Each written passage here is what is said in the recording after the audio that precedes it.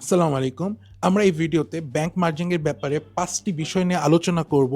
যেখানে থাকবে হচ্ছে গিয়ে এই যে আমাদের যে ব্যাংকগুলা মার্জ হচ্ছে সেগুলো কেন মার্জ হচ্ছে সেটা নিয়ে আমরা আলোচনা করব।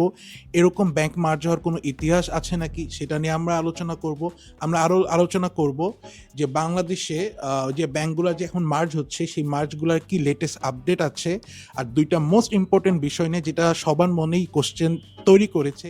ধরেন একজন কাস্টমারের কোনো বড় ব্যাংকে অ্যাকাউন্ট আছে, তো তার এই ব্যাংকের উপরে এই ব্যাংক মার্জিং এর কারণে কি ইফেক্ট পড়বে সেটা নিয়ে আলোচনা করব।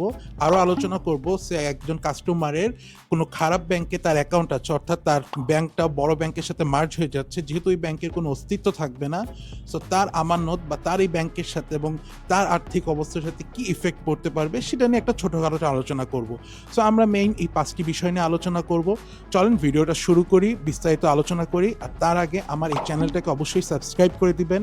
আপনাদের সাবস্ক্রিপশন এবং আপনাদের সাপোর্টে আমার খুবই জরুরি। তো চলেন ভিডিওটা শুরু করি। আমরা আলোচনা করি যে ব্যাংকগুলো কেন মার্জ হচ্ছে। অবশ্যই হঠাৎ করে বাংলাদেশে ব্যাংকগুলো মার্জ হচ্ছে, সবার মধ্যে কোশ্চেন জাগতে পারে যে প্রথমেই যে কোশ্চেনটা আসবে যে ব্যাংকগুলো কেন মার্জ হচ্ছে। সো ব্যাংকগুলো মার্জ হওয়ার কারণে 3টা মেইন কারণে আমরা আলোচনা করব, যেখানে আমরা প্রথমেই রাখবো আইএমএফ। হ্যাঁ, আইএমএফ থেকে বাংলাদেশ শুনেছেন রিসেন্টলি $4.2 বিলিয়ন আর্থিক সহায়তা নিচ্ছে। তো এই আর্থিক সহায়তা দেওয়ার জন্য আইএমএফ বাংলাদেশে কিছু শর্ত দিয়েছে, যার একটা অন্যতম শর্ত হচ্ছে যে বাংলাদেশের ব্যাংকিং কাঠামোটাকে ঠিক করতে হবে। এবং দ্বিতীয় বিষয় হচ্ছে, কারণ প্রথম এই শর্তের সাথে দ্বিতীয় বিষয়টাই হলো গিয়ে রিলেটেড। সো দ্বিতীয় বিষয়টা হচ্ছে যে বাংলাদেশে যেই খারাপ ব্যাংকগুলো আছে, অর্থাৎ যে ঋণ খেলাপির পরিমাণ বেড়ে যাচ্ছে, যে সকল ব্যাংকের ঋণের পরিমাণ বা ঋণ খেলাপির পরিমাণ একটা লিমিট ক্রস করে গিয়েছে, সেই ব্যাংকগুলোকে ঠিক করা, মানে অর্থাৎ বাংলাদেশের ব্যাংকে আর্থিক কাঠামোটাকে ঠিক করা। সাথে সাথে যে আরেকটা বিষয়, আরেকটা জিনিসকে গুরুত্ব দেওয়া হচ্ছে যে খারাপ ব্যাংকগুলো বা যে ব্যাংকগুলো দেউলিয়া হওয়ার পথে, সেই ব্যাংকে যে কাস্টমার আছে, কাস্টমারদের যে আমানত সেটাকে রক্ষা করা। এই মেইন 3টা জিনিসই এখানে হাইলাইট করা হয়েছে। সো আপনি যদি একটু ভালো করে মনে করেন, আমি যদি একটু বিস্তারিত আলোচনা করি যে আইএমএফ বাংলাদেশকে $4.2 বিলিয়ন যে ঋণ সহায়তা দিবে, তো সেখানে একটা অন্যতম উদ্দেশ্য ছিল বাংলাদেশের ব্যাংকিং কাঠামোকে ঠিক করা। এবং আপনারা হয়তো কম বেশি সবাই নিউজে দেখেছেন বাংলাদেশের বর্তমান ঋণ খেলাপির পরিমাণ 1,45,000 কোটি টাকা ক্রস করে গিয়েছে।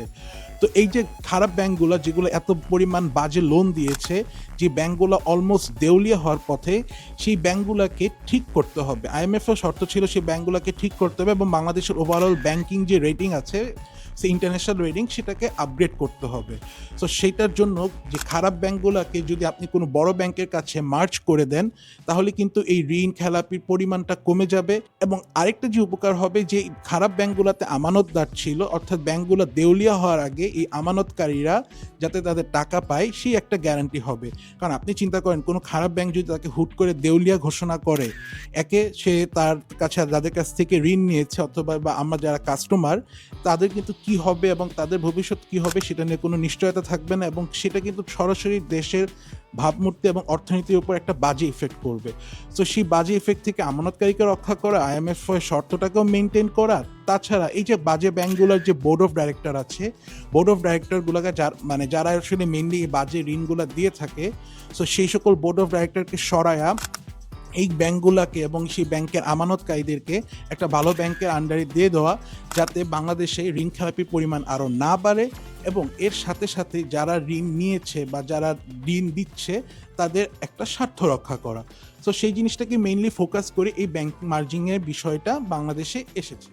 এবার আমরা দ্বিতীয় আলোচনা করি। দ্বিতীয় আলোচনায় হচ্ছে যে এই ব্যাংক মার্জিনগুলোর কি কোনো ইতিহাস আছে নাকি। হ্যাঁ, পৃথিবীতে বাংলাদেশ ছাড়া পৃথিবীতে প্রায় সবগুলো দেশেই ব্যাংক মার্জ হওয়ার ইতিহাস আছে। এবং এই ইতিহাস যদি বলি আপনার অবাক হবেন, 1900 সাল থেকেই এই ব্যাংকিংগুলো মার্জ হওয়ার একটা রীতি চলে আসতেছে। এবং এই রীতিটা শুরু হয়েছিল আমেরিকাকে দিয়ে, এবং প্রতিটা দেশ তাদের খারাপ ব্যাংকগুলোকে বড় ভালো ব্যাংকের সাথে মার্জ করেছে। এবং বেশিরভাগ সময় এই সকল মার্জিংয়ের ক্ষেত্রে অর্থনৈতিক মন্দা অথবা কোনো বিভিন্ন ব্যাংক যখন ঋণ খেলাপি বা আপনার দেউলিয়া হওয়ার পথে থাকে, সেই ক্ষেত্রে এরকম আপনার ব্যাংক মার্জিনগুলো করে থাকে। আপনাদেরকে যদি একটা আইডিয়া দিই, প্রতি বছর গড়ে 307টা ব্যাংক মার্জ হচ্ছে এই পৃথিবীতে, এবং রিসেন্টলি 2023 সালে ইন্ডিয়ায় 160টা ব্যাংক মার্জ হয়েছে। সো ব্যাংক মার্জ হওয়ার রেকর্ড কোনো খারাপ না, এবং এই যে ব্যাংক মার্জ যে শুধু বাংলাদেশে কি প্রথম বা এরকম প্রথম শুনছেন না, বাংলাদেশেও ব্যাংক মার্জ হয়েছে, তবে এটা সরকারি খাতেই মার্জ হয়েছিল। যেমন আপনাদেরকে যদি বলি, বাংলাদেশ শিল্প ব্যাংক এবং বাংলাদেশ শিল্প ঋণ ব্যাংক, এই দুইটা ব্যাংক মার্জ হয়েই কিন্তু বাংলাদেশ ডেভেলপমেন্ট ব্যাংক হয়েছিল, যে বাংলাদেশ ডেভেলপমেন্ট ব্যাংক আলটিমেটলি আবার মার্জ হচ্ছে সোনালী ব্যাংকের সাথে। সো আলটিমেটলি বাংলাদেশে হয়তো মার্জিংয়ের ইতিহাসটা ভালো না থাকলেও আমরা আশা করতে পারি ভবিষ্যতে বা এখন যেগুলো ব্যাংকগুলো মার্জ হবে সেগুলো কোনো ভালো ফল আনবে। তবে ব্যাংক মার্জ পৃথিবীতে একটা গুড প্র্যাকটিস এবং সবসময় হয়ে থাকে। তো চলেন এবার তৃতীয় অংশে চলে যায়। তৃতীয় অংশে আমরা এখানে বাংলাদেশের বর্তমান ব্যাংকগুলোর একটা আপডেট দিব। সো এই আপডেটের মধ্যে প্রথমেই থাকছে যে আপনাদেরকে একটা ইনফরমেশন দিয়ে রাখি যে ব্যাংকগুলো যে মার্জ হচ্ছে, এই মার্জ কিন্তু 2023-24 সালে এটা হচ্ছে ভলেন্টারি মার্জ, অর্থাৎ যে সকল খারাপ ব্যাংক বড় ব্যাংকের সাথে নিজেরা নিজে আলোচনা করে মার্জ হতে পারবে। তো সেরকম 5টা ব্যাংক নিজেদের মধ্যে আলোচনা করেছে, যার মধ্যে একটা তো ফল আপনারা জানেনই যে এক্সিম ব্যাংক আলটিমেটলি পদ্মা ব্যাংকে অধিগ্রহণ করছে।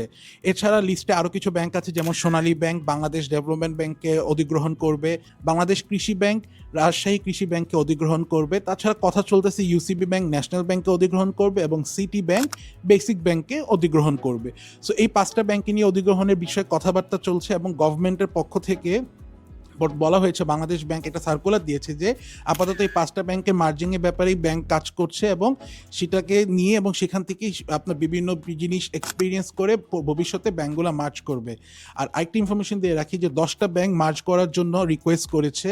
এবার চলেন আমরা আসল কোশ্চেনে চলে যাই, যেটা মেইন কোশ্চেন এবং সকল ব্যাংক কাস্টমার এবং আপনার আমার মধ্যে আসছে যে আমাদের উপর কি এফেক্ট পড়বে। ব্যাংক মার্জিংয়ের ক্ষেত্রে যে ইম্পর্টেন্ট আলোচনা সবার মধ্যেই আছে সেটা হচ্ছে যে আপনি যদি কোনো বড় একটা ব্যাংকের কাস্টমার হন, সে আপনি এক্সিম ব্যাংকের কাস্টমার, আপনার ব্যাংকের সাথে যেহেতু পদ্মা ব্যাংক এসে মিলিত হচ্ছে, তো আপনার মধ্যে কোশ্চেন জাগতে পারে যে এক্সিম ব্যাংকে যে আপনার অ্যাকাউন্ট আছে বা আপনার যে এক্সিম ব্যাংক একটা ভালো ব্যাংক, সেটার উপর কি এফেক্ট পড়বে। তো এর মধ্যে প্রথমে আমি রাখবো যে ব্যাংক যে ভালো ব্যাংক অর্থাৎ সে এক্সিম ব্যাংক কিন্তু একটা লিকুইডিটি ক্রাইসিসে পড়তে পারে। সো ভালো ব্যাংকে যে কাস্টমার আছে তাদের যে ব্যাংকে যে লিকুইড আছে অর্থাৎ যেটা তরল মানি, সেটার একটা ক্রাইসিস পড়বে, কারণ স্বাভাবিকভাবেই যে সকল খারাপ ব্যাংকের কাস্টমাররা আছে তারা তাদের আমানত ফিরিয়ে নিতে চাবে। সো আলটিমেটলি আমানত ফিরিয়ে নিতে চাইলে সে কিন্তু ভালো যে ব্যাংকের সাথে মার্জ হয়েছে সেই ব্যাংক থেকে টাকা ওঠানোর জন্য চেষ্টা করবে। সো সার্বিকভাবে একদম প্রথম দিকে হয়তো ব্যাংকগুলো একটা ক্যাপিটাল ক্রাইসিসে ভুগবে, যেটা ব্যাংকগুলোকে ওভারঅল রেটিংগুলো কমায় দিবে। দ্বিতীয় যে বিষয়টা, যে ব্যাংকগুলা কিন্তু যে খারাপ ব্যাংকের যে একটা অপারেশন কস্ট, অর্থাৎ যে ব্যাংক থেকে মার্জ হয়ে আসতেছে, এখানে উদাহরণ হিসেবে বলতে পারতেছি যে পদ্মা ব্যাংকের যে অপারেশনাল কস্ট আছে, সেখানে আপনাদের বিভিন্ন বেতন পরিচালনা, ব্রাঞ্চ পরিচালনা, সেই খরচগুলো ভাগ কিন্তু বড় ব্যাংকের উপর এসে পড়বে। সো এই ব্যাংক কিন্তু একটা সার্বিকভাবেই মার্জ হওয়া মাত্র একটা ধাক্কা খাবে।